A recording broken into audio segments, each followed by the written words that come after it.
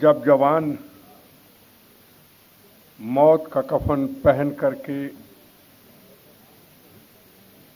मातृभूमि की रक्षा के लिए,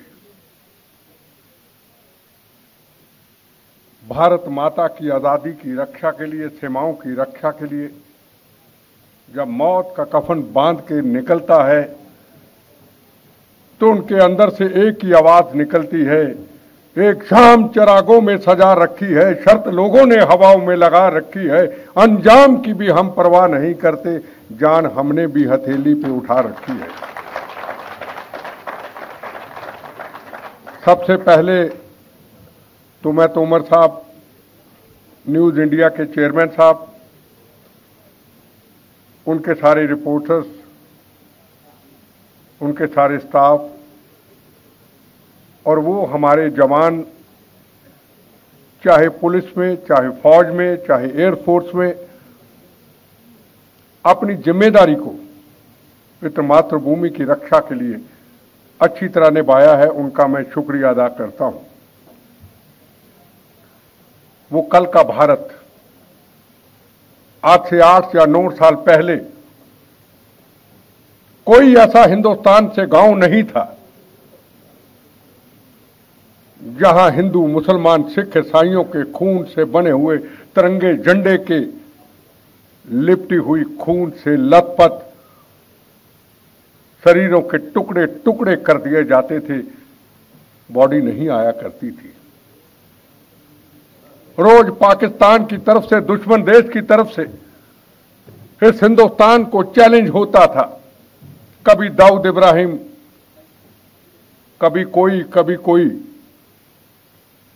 पर पिछले 8-9 साल के बाद आज दुश्मन देश पाकिस्तान की हिम्मत नहीं है कि हिंदुस्तान की तरफ आंख उठा के देख ले। एक घटना की थी उसने दीनानगर और पठानकोट के अंदर, और उसके बाद पाकिस्तान से फिर बातचीत नहीं हुई, फिर गोली का जवाब गोली दिया गया।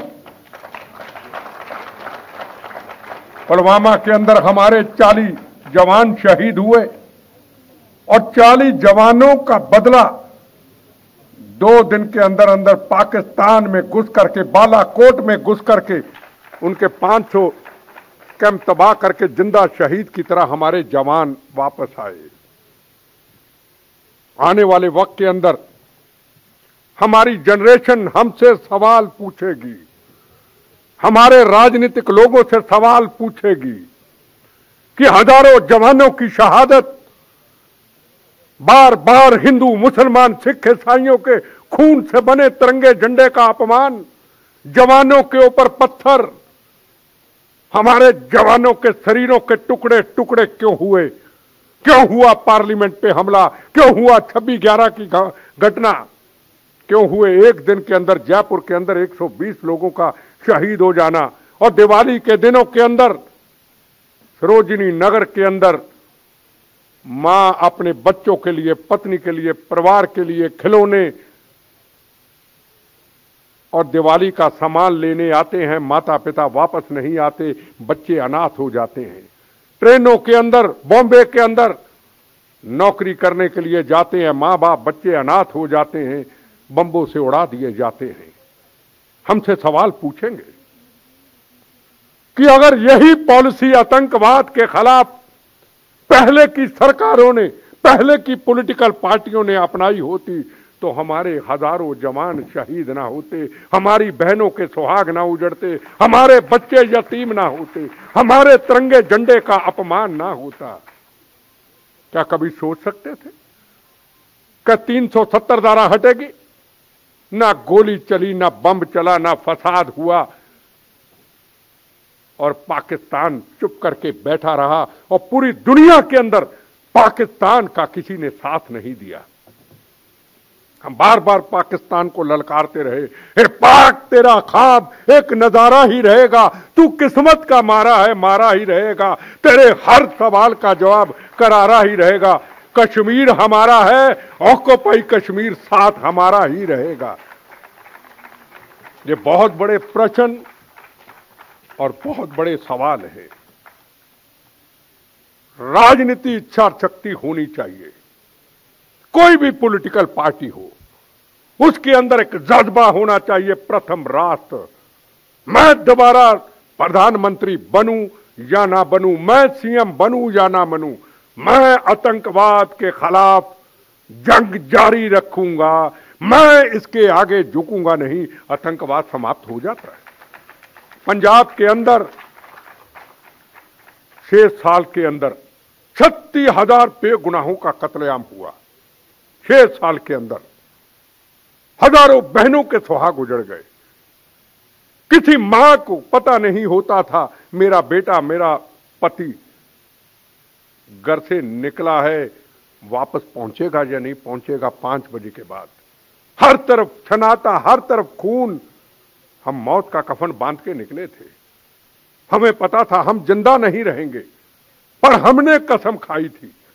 जब यह कहा जाता था यूपी का हो, महाराष्ट्र का हो, बिहार का हो, यहां नहीं रहेगा, यहां सिर्फ खालिस्तानी रहेगा, यहां को सेकुलर सिख नहीं रहेगा। हमने कसम खाई थी भगत सिंह जी की और कहा था उनको चैलेंज करते हुए, सरफरोशी की तमन्ना अब हमारे दिल में है, देखना है जोर कितना बाजुए कातिल में है।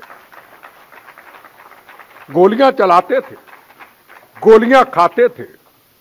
अपने साथ कई जवान में उड़ते हुए देखे, अपने शरीर के पांव उतरते हुए देखे, अपने दोस्तों को शहीद होते देखा।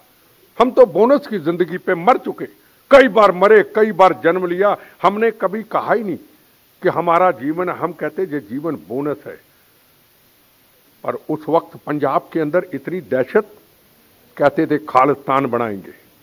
हम कहते तुम्हारी ऐसी की तैसी, खालिस्तान ना कभी बना था, ना कभी बनेगा, ना कभी बनने देंगे। बनेगा तो गंदी हनेरी की तरह एमएस बिट्टे के जख्मी शरीर से हमारी लाशों से गुजर जाएगा। हिंदुस्तान एक था, एक है, प्रथम राष्ट्र था, प्रथम राष्ट्र रहेगा। हमने जवाब दिया। और जब सारी political party, Congress, BJP, CPM, CPI एक मंच पे इकट्ठी हुई और कहा हमें कुर्सी नहीं चाहिए, हमें मंत्री नहीं बनना, हमें सीएम नहीं बनना, हमने बहनों के सुहागों की रक्षा करनी है, हमने पंजाब को भूखे नंगे पाकिस्तान में जाने नहीं देना है। आतंकवाद समाप्त हुआ। हमारे चीफ मिनिस्टर सरदार बेअंत सिंह बम्बों से उड़ा दिए गए। मेरे ऊपर दिल्ली में मैरिडन होटल के नीचे 40 किलो आरडीएक्स के साथ ब्लास्ट हुआ, 35 लोग शहीद हुए, मेरे आईटीबीपी के जवान शहीद हुए। पर हमने अपनी जंग को छोड़ा नहीं, क्योंकि मौत का कफन बांध चुके थे।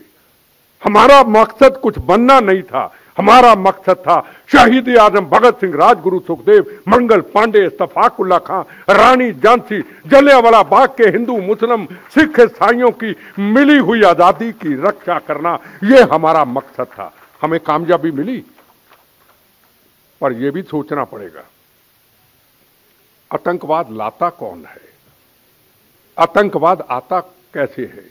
यह हम राजनीतिक लोगों की गलत पॉलिसियों से आतंकवाद आता है।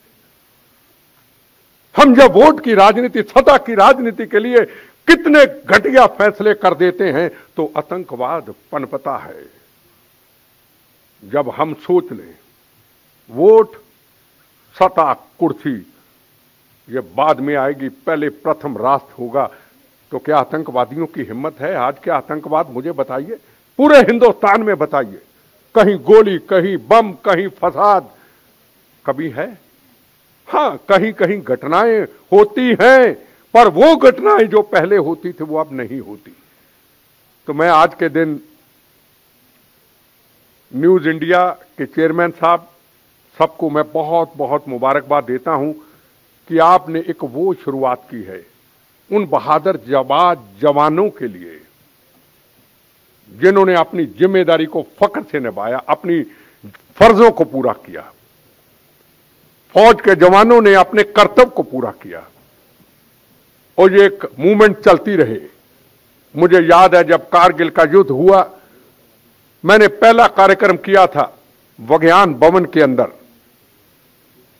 जगजीत सिंह अरोड़ा 71 जंग के हीरो, उस वक्त उनकी मदद नहीं होती थी।